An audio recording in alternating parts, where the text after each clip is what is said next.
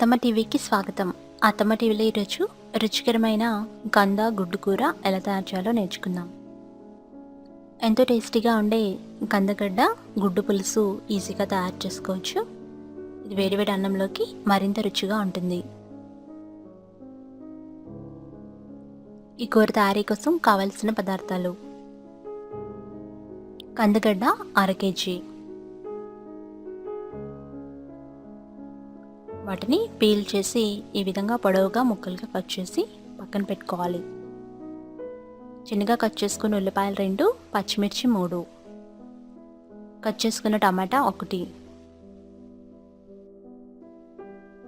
చింతపండు గుజ్జు 1 table spoon, ఉడకబెట్టి పెట్టుకున్న గుడ్లు 3,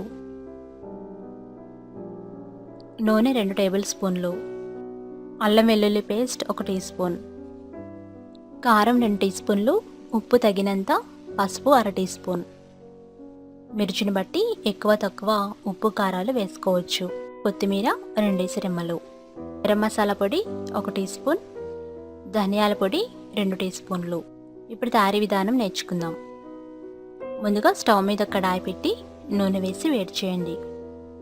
నూనె కాగిన తర్వాత ఉల్లిపాయ పచ్చిమిర్చి ముక్కలు వేసుకొని బాగా వేయించాలి.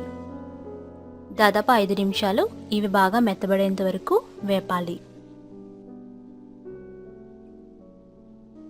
ఇవి త్వరగా వేగాలంటే కొద్దిగా ఉప్పు వేసుకుంటే ఉల్లిపాయలు త్వరగా వేగిపోతాయి.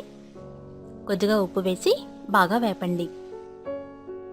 అంటే ఇవి కొంచెం కలర్ మారి మెత్తగా అయ్యేంత వరకు వేపాలి. అప్పుడే గ్రేవీ బాగా వస్తుంది. ఆ తర్వాత అందులో అల్లం వెల్లుల్లి పేస్ట్ వేయండి.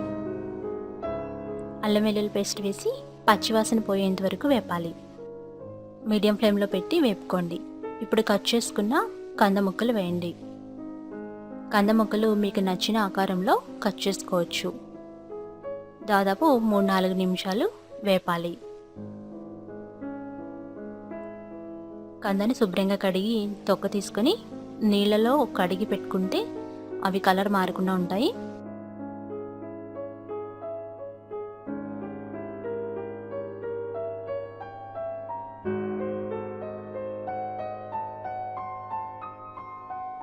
ఈ కంద ముక్కలు కాసేపు నూనెలో వేగాలి.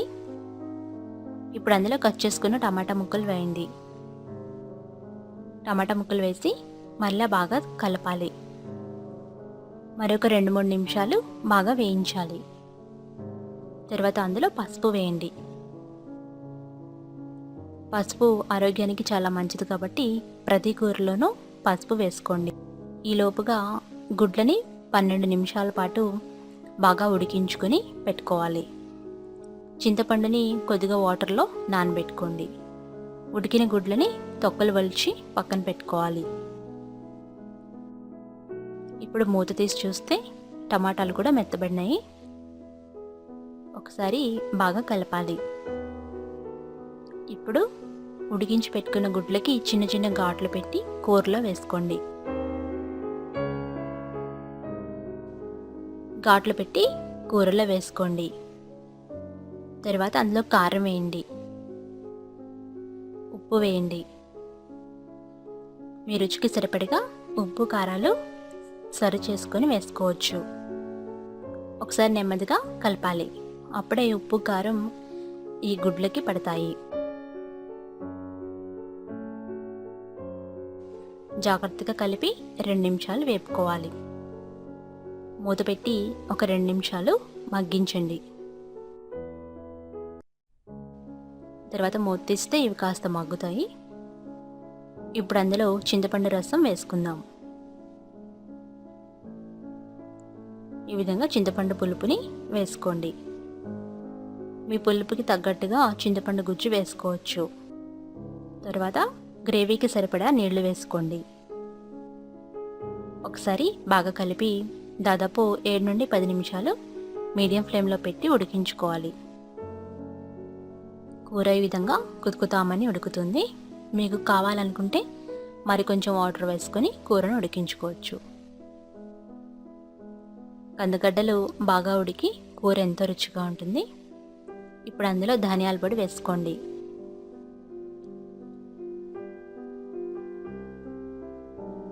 ఆ తర్వాత కొద్దిగా గరం మసాలా పొడి వేయండి. మరొక 2 నిమిషాలు కూరని ఉడికిద్దాం. ఉప్పు సరి చూసుకుని అవసరం అనుకుంటే మరి కొంచెం ఉప్పు వేసుకోవచ్చు. మూత పెట్టి మరొక 2 నిమిషాలు ఉడికించండి.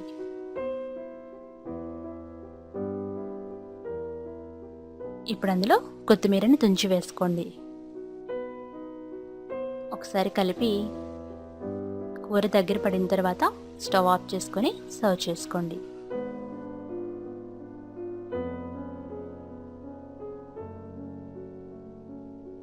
అంతే, ఎంతో రుచికరమైన కందగడ్డ గుడ్డు పులుసు రెడీ అయిపోయింది. వేడివేడి అన్నంతో సర్వ్ చేసుకోవచ్చు. ఈ టేస్టీ స్పెషల్ ఎగ్ కాంబినేషన్ కూర మీరు కూడా ట్రై చేసి ఫీడ్బ్యాక్ పంపించండి. రుచికరమైన ఈ కంద ఎగ్ కర్రీ మీరు ట్రై చేసి ఫీడ్బ్యాక్ పంపించండి. రెసిపీ టెక్స్ట్ కోసం attammaTV.com చూడగలరు. మరికొన్ని రెసిపీస్కి అత్తమ్మ టీవీ సబ్స్క్రైబ్ కాగలరు.